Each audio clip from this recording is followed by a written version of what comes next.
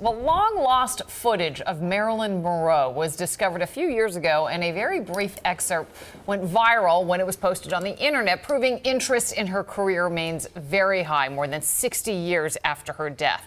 The most iconic image of Marilyn Monroe is from the movie called The 7-Year Itch, and parts of it were shot right here in Manhattan. Entertainment reporter Sandy Kenyon is here now and picks up the story. Sandy. Liz, this is a story of a granddaughter who discovered treasure belonging to her grandfather, Jules Schulbach. Treasure that was buried for decades in a grocery store bag. There, jumbled together with other stuff, were 3 minutes of footage shot one night in 1954. Home movies showing one of the most famous movie stars who ever lived.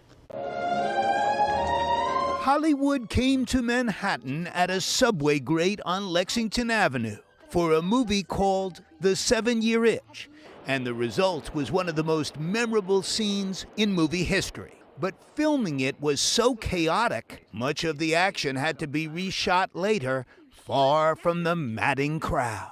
There were tons of people, mostly men, and they were all screaming at her. Bonnie Siegler's grandfather was in that crowd shooting home movies of Marilyn Monroe. You see her being herself. The first shots are from the day before. Turns out the house used in the movie was directly across from Julius Schulman's home. A guy there told him about the night shoot.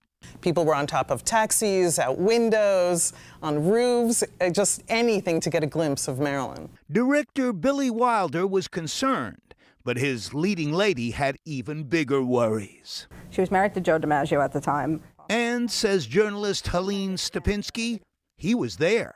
He wasn't thrilled about the scene, that her dress was blowing up over her ears, and he was less thrilled about all the men screaming. The ex-baseball player, known as the Yankee Clipper, flew into a rage and left. And she looks really upset, and I think that's when he's leaving. She looks like her heart just broke. The couple was divorced a few months later, but the discovery of these long-lost home movies led in time to a book about the man who shot them. The thing that kind of blew my mind more than the Marilyn footage was his story about escaping Nazi Germany.